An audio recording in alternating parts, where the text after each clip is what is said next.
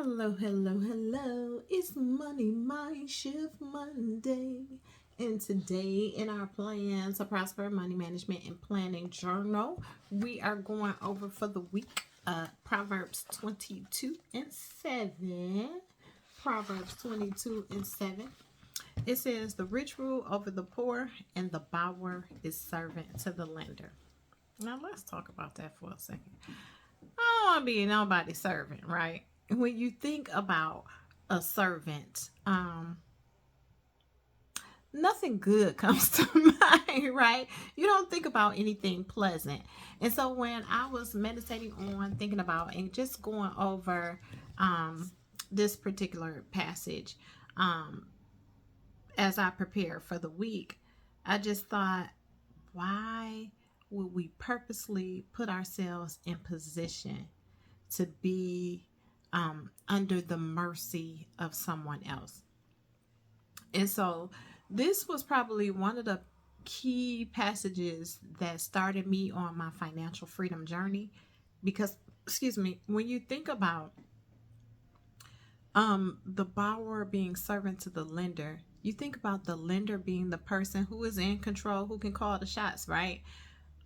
Who doesn't want to be able to call the shots when it comes to their own financial situation? Who wants to be at the mercy of someone else? The lender what gets to dictate how you pay, when you pay, how often you pay, and at what time frame the debt has to be paid back in full, right? And when you think about consumer debt, because really this is talking about consumer debt mostly, consumer debt is that we use on things that we consume, right? That doesn't give us a return of value, right? Doesn't give us any immediate return, doesn't increase for us once we spend it, it's gone. So when you think about like student loan debt, you think about credit card debt, you think about your auto loans, you think about personal loans, when you think about even your mortgage, right?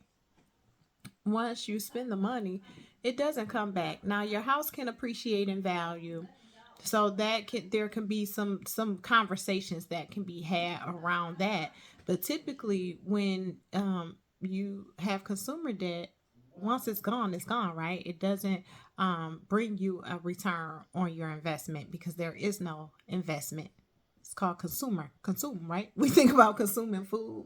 Once you eat it, it's gone. Outside of the immediate pleasure it gets for satisfying your cravings, there is nothing else that comes from that. Just the same thing with money. When it's used on consumable things, the immediate gratification that you get is all that you benefit from it, if you can even call it a benefit. And so going back to thinking about mortgage loans, when you default on the loan, we talk about the borrower being servant to the lender. When you default on the loan, when you fail to make your payments in a timely fashion, when you don't make your payments at all, your lender, there's a clause in your mortgage, the acceleration clause, that if you fail to pay, your lender can demand and require that the full balance is paid in full.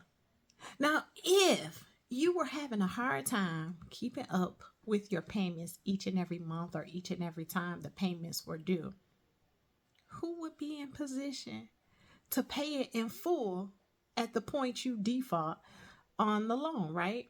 So when you think about the borrower just being at the mercy of those stipulations, of those requirements, and I understand why they are in place, right? Because if I am the lender, and I am in certain situations and scenarios, if I am the lender, I don't want to take the risk of loaning you money and not being able to get my investment back, right?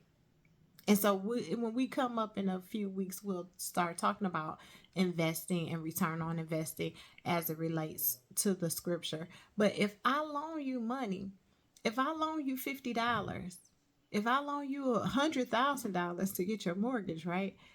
I would love to be paid back in full.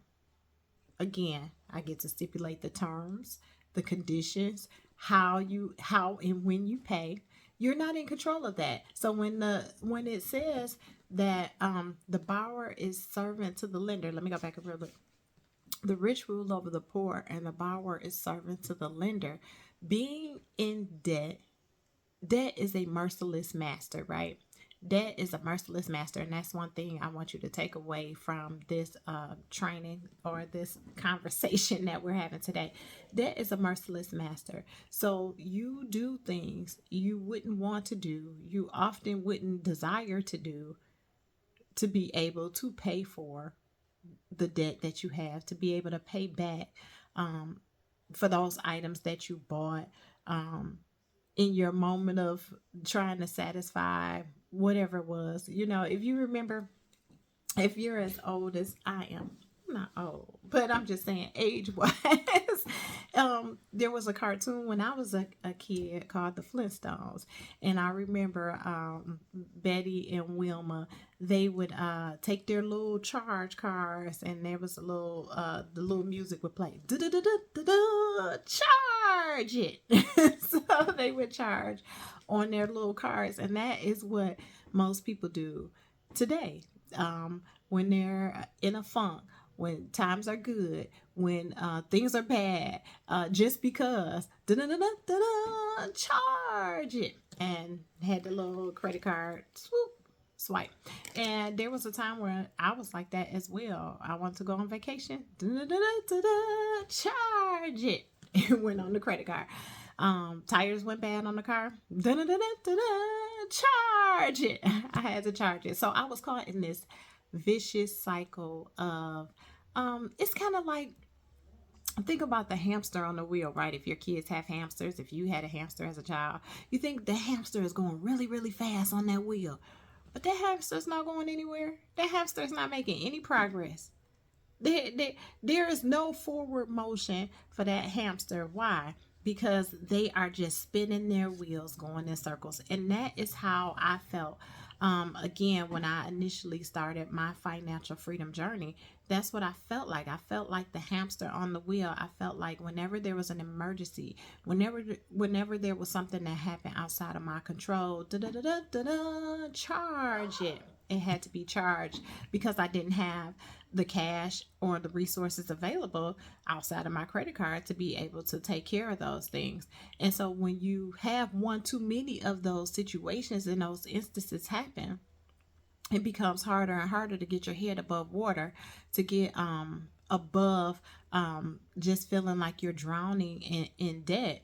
And if you know anything about swimming, if you are a swimmer, you don't want to swim against the current, because it that wears you out. That wears you out. And it's the same way with money. When we have that consumer debt, when we are in debt, that constant hurrying, trying to pay and pay and pay it off, that begins to wear you out. And so there are a few things that we need to do in order to get to a place where we can thrive financially.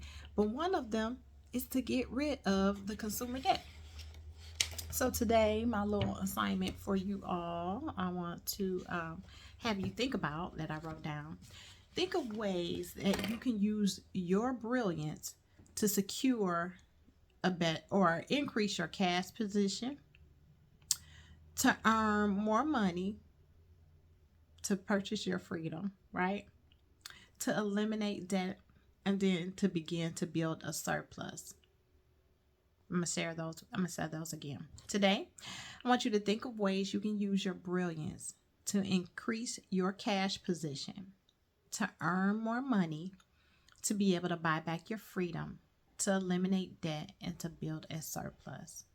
And share your ideas, your suggestions, your comments with us below, because I would love to come back and read those and respond, and even share with you some of the things that I did as I was on my financial freedom journey. And for most of you when I started down this path, I was able to pay off all of my debt totally and completely in 18 months. So it's not anything that has to drag on for 10, 20, 30 years. I remember having a girlfriend who said, I'm going to owe till I go, meaning she was going to keep her debt until she crossed on to the other plane. We don't have to do that. We can be strategic with how we create our money map, our bankable blueprint, how we allocate our resources so that each one of our buckets can be full, right?